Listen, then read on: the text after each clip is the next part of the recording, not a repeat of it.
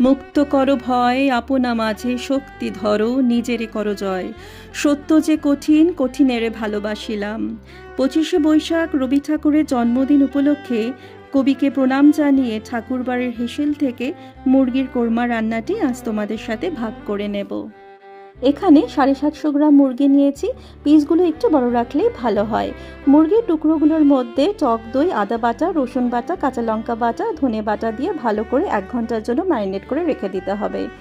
এবারে কড়াতে বেশ খানিকটা সাদা তেল আর ঘি দিয়ে ঝিরিঝিরি করে কেটে রাখা পেঁয়াজগুলো লাল করে ভেজে নিতে হবে।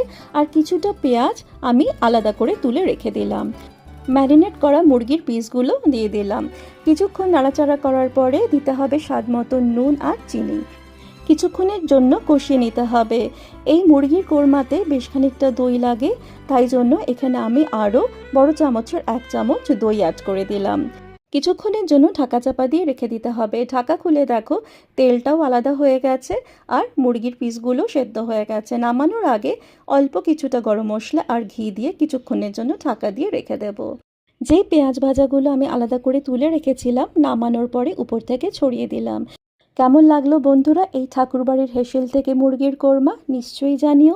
ভালো মন্দ যাহাই আসুক সত্যেরে লও সহজে। ভালো থেকো, আজ আসি।